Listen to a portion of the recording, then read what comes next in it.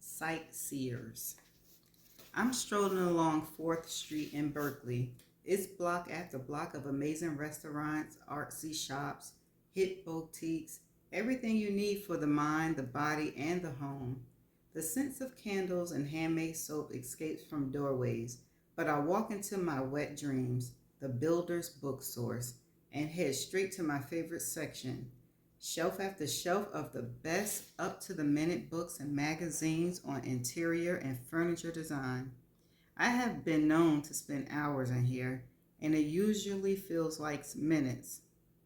I'm not looking for anything in particular, just waiting for something to grab my attention, which always happens, and I've got shelves of proof at home. I pull out a big book on how to restore old furniture and feel a pang of excitement as soon as I open it. I sit on the floor in the corner and turn the pages like it's a juicy romance novel. I buy it and head down the street to my favorite diner where I stand in line along the sidewalk for another 30 minutes. I feel my cell phone shivering in my pocket. I'm hoping it might be Frankie, who I would like to strangle for leaving me in the dark with the exception of a single text that says, "Great news coming your way." No, that would be too much like right. It's my mother. "Hi, Mom," I say, trying for enthusiasm. "We'll see you in about 5 hours, Georgia, depending on how many times we have to stop. You know Dolly has a weak bladder, and I refuse to go more than 5 miles over the speed limit." "Hold on a minute, Ma. What are you talking about? We never discussed or confirmed a date for you to come up."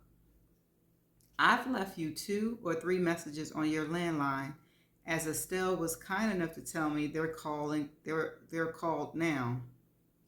It sounds like you didn't get it. Don't you listen to your messages?"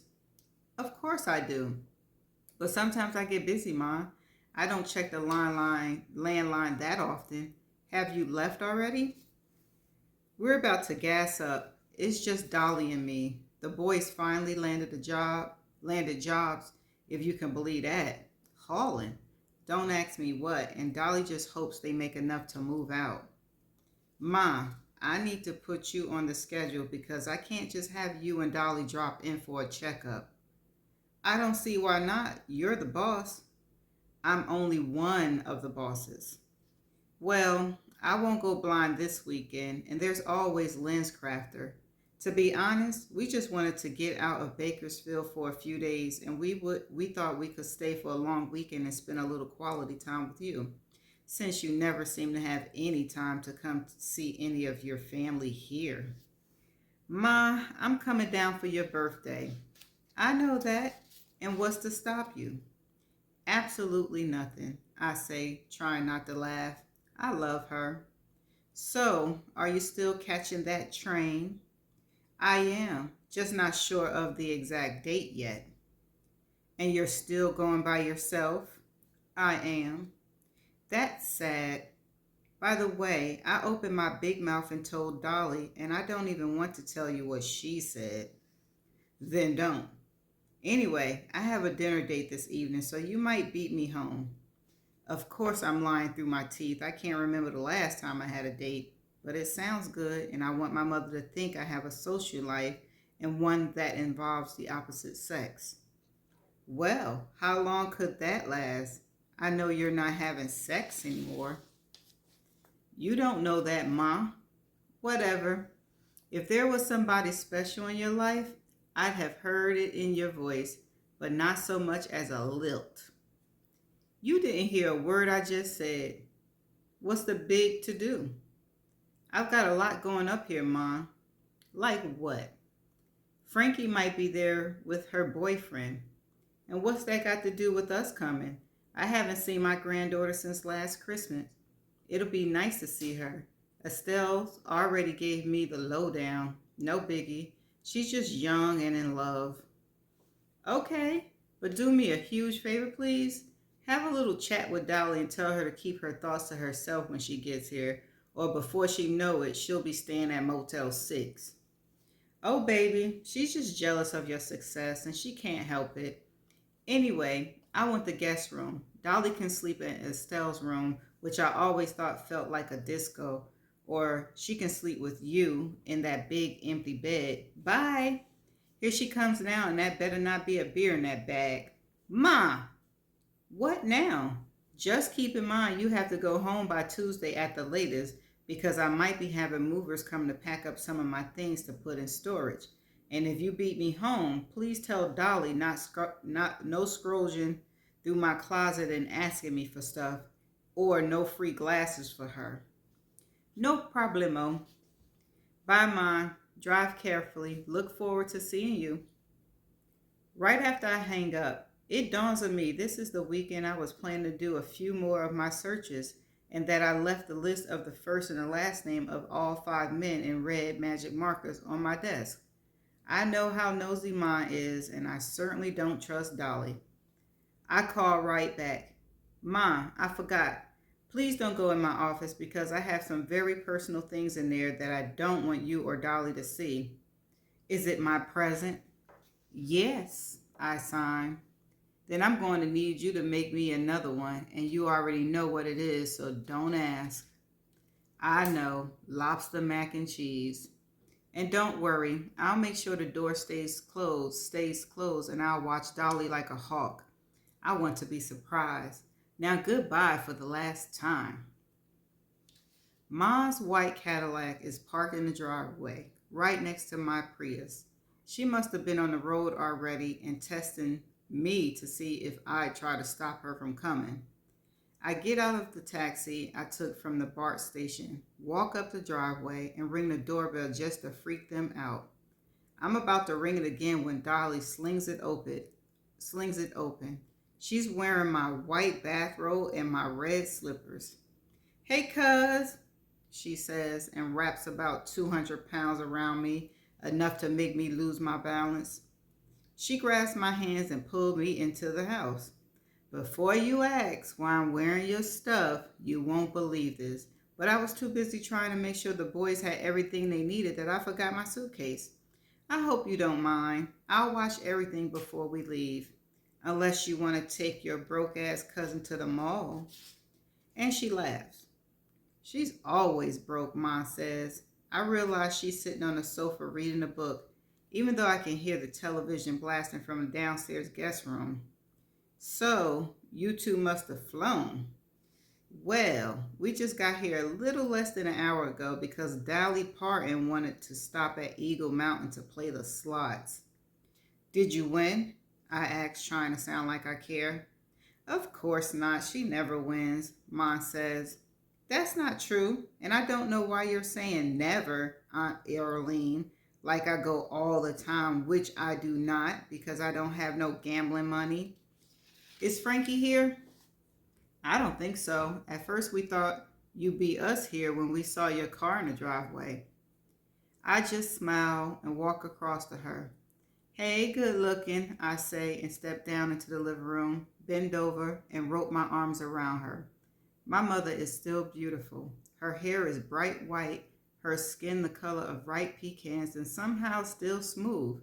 Even her cheekbones are tight, which makes me look like she's always about to smile. Which makes her look like she's always about to smile. I hope she didn't drop out of college because of this boy. No, she's just taking a little hiatus. It's always a dude, Dolly says. Even the smart ones will fuck over you. Pardon my French. Why didn't you drive your car to work? Dolly asks. I gave her a look. Go check her room, Ma said. And your various voicemails? I doubt she's up there. Of course she's not. I run up to her room anyway to see if her designer luggage is still there. Unfortunately, it is. I dig inside my purse for my phone, and to my disbelief, she left me a genuine voice message. Hi, Ma. Hunter and I have come to the terms and realize we're still on the same team.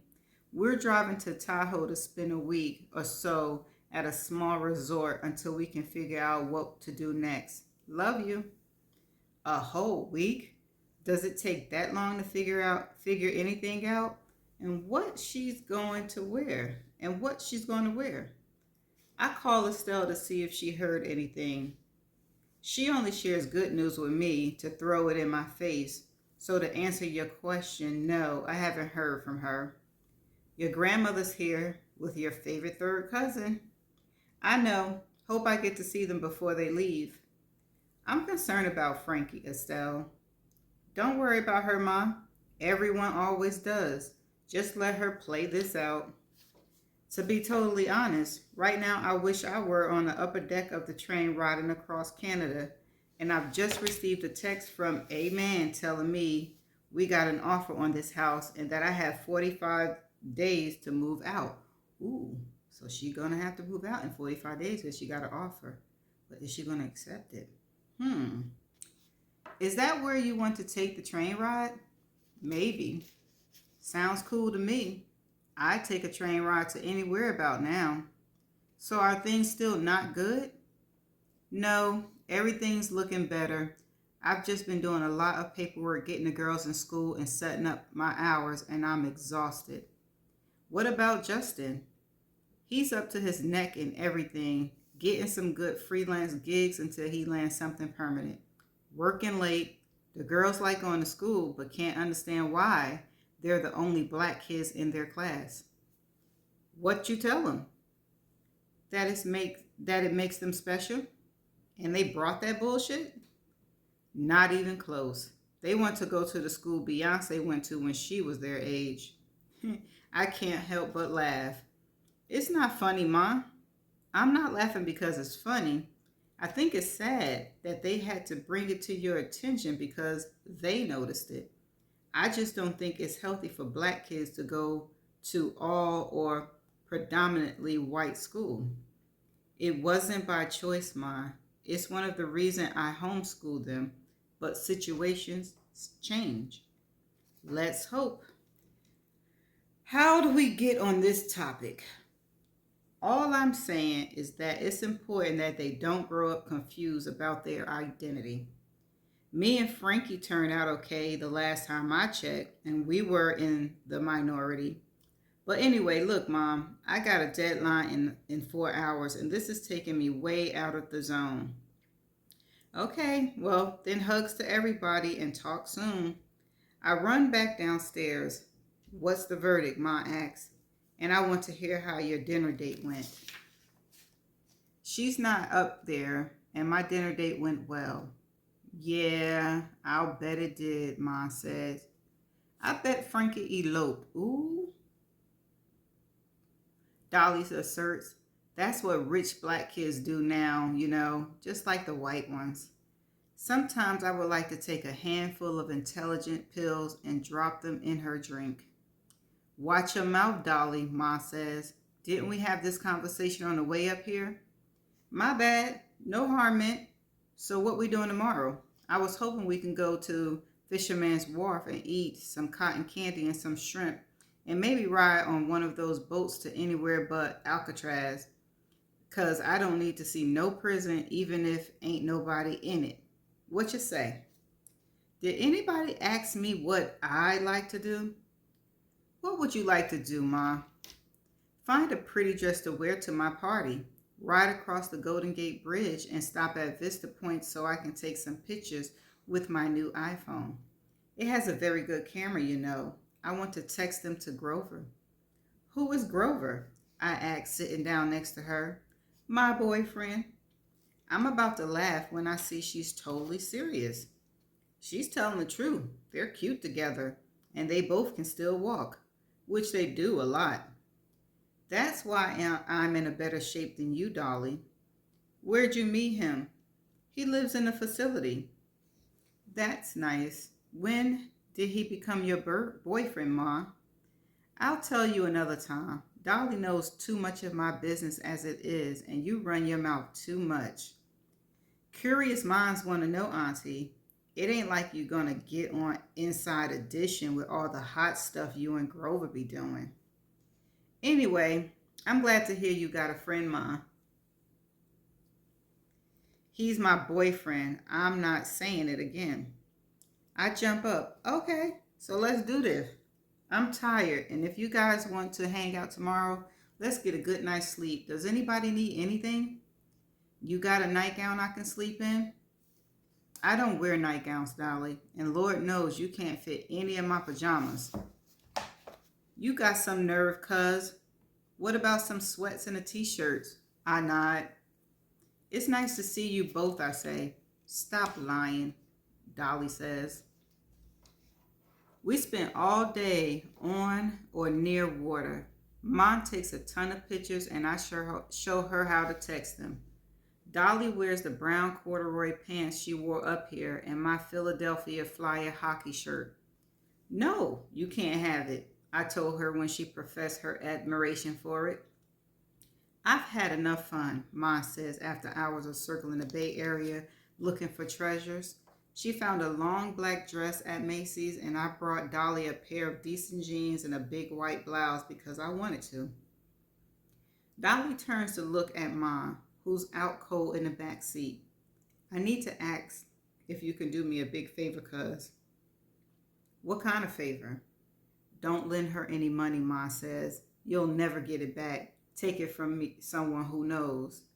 And she closes her eyes and pretends to be asleep again until I hear her snoring. Don't listen to Auntie. I am in somewhat of a jam though, cuz, and you know, I don't like asking for help unless I really need it. Well, that's understandable, I say, being sarcastic, but of course Miss Crossword Puzzles misses it. How much do you need, Dolly? Need? She reaches inside her pleather purse and whips out a stick of gum, puts it in her mouth but doesn't chew it. If I told you that, we'd have to rob a bank, but 500 would damn sure help, even though 750 would fix a lot of problems I'm having right now, because I've been waiting on a, don't tell me, a check. I am. Didn't Auntie tell you when this drunk dude rear-ended me last year? She did, but she also said he didn't have insurance. He didn't, but I'm not talking about that accident. This hussy had liability and collision, which also almost made me glad she hit me. Did you get injured? Of course I did. I go to physical therapy and everything. I'll write you a check for 500, and it's not a loan, but don't ask me for another dime for the rest of the weekend. Dolly, and don't go in my closet asking me for anything else, got it? Got it. I'm also very grateful for this nice outfit you brought me. Thank you again, cuz. On Sunday afternoon, we drive to Napa, but don't go to the wineries because Ma's not interested, and Dolly says she doesn't drink anymore, anything less than 45% because it's a waste of energy. We eat baked artichokes with drawn butter and spare ribs and coleslaw and honey cornbread. Mom buys another dress to be on the safe side, one more like Wanda would wear, along with a pair of cheap rhinestone earrings and a pair of Morel walking shoes. On Sunday night, Mom turns in early, leaving Dolly and me to have yet another deep conversation. Why don't you have no man? She asks. We're in the kitchen eating popcorn and I'm having a glass of wine while she's drinking a gin and tonic in a water glass with 2 ice cubes. Because I don't have one. Have you turned into a lesbian? I mean, if you have, it's cool with me. No, I haven't turned into a lesbian, Dolly. I didn't really think so, because I found your long brown friend and some of his friends in your bathroom cabinet. Ooh. Woo, her family is a trip. What were you doing? Oh, never mind. But do me a favor, Dolly. Stop rambling through my shit when you come to my house, would you? My bad. I was just looking for some sponge rollers, but I guess you don't need them for all them wigs. Sorry, cuz. Forgiven. So back to my original train of thought. Why don't you have no man? Because I haven't met anybody I like lately. According to Auntie, you've been going through a drought for quite a few years now. You too picky? That's what it sounds like to me. Did anybody ask you? No, which is why I'm just going to come on out and say it. You need to stop being so scared because you married the wrong motherfuckers twice and get the fuck over it and stop being so stiffy and uppity and loosen up or you're going to end up being one of those spinster women and die alone as hell. And hell, even Auntie got herself a boyfriend and she's old as dirt. Anything else? No, I didn't mean no harm, cuz. No? Well, thanks for the good advice. Now, get to sleep. On Monday morning, I go to work. By mid-afternoon, I decide to call to see how they're doing and notice I've got voice message on my cell phone. Georgia, this is your mother, and we decided to head back home because we've had enough activity to last us. I'll send you a text when we pull into town. No word from Frankie, and Dolly said to tell you thanks for everything. See you for your birthday. Come prepared to party. Oh, see you for my birthday. Come prepared to party. Okay, Ma. 80 years old and still doing what you're doing. Percy is dressed like he's going to a polo match. All he's missing is a fedora and a mint jalap. He gives me 2 phony pecks, one on each cheek, and heads straight to the kitchen like he lives here. I offer him coffee. He refuses. I offer him a glass of wine. He refuses. I offer him a bottle of water, and he refuses. Okay then, Percy, so now that I know you're not thirsty, can you tell me what's going on? Where to start? He signs. And instead of sitting down, he walks over to the clove and starts circling the pounding stainless steel table. My partner of 15 years passed away 2 weeks ago, and I've been unable to function. If you want the God's honest truth, I sit down in one of the chairs, as does Percy. When I look into his eyes, there's just a sea of sadness. I'm really sorry to hear this, Percy, really. Thank you. So I've fallen behind on ordering some of the items we definitely need, and there's also a backlog on too many things for me to mention right now. But I wanted to see you face to face because I couldn't explain this over the phone, and I didn't want you to think I was BSing. The bronchitis hasn't helped any, and I don't want to inconvenience you any more than I have already. But I also don't want a man to hire another stager because I'm enjoying working for you. And he starts crying. I walk over and rub his back, which I know isn't going to do much good, but 15 years is a long time. The staging can wait, Percy. Are you sure? I gave you a start date, and I believe that Amen said you were already making travel plans, and my fear is that I've screwed them up. I'm still in the planning stages, but another month won't ruin anything. Are you sure this is enough time? Honestly, Percy, after the holidays would be so much better. Well, it's not like I'm getting evicted, I said, trying to lighten it up a little, but Percy looks too weighed down. Thank you for understanding, Georgia. It's all good, Percy. You're very nice, and you seem to be an understanding and forgiving person.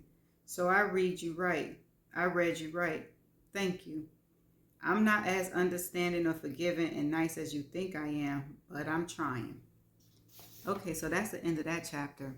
It was a lot going on in this chapter. Okay, I come to the conclusion her family thinks she's a money bag. She's a bank that they can just take advantage of her.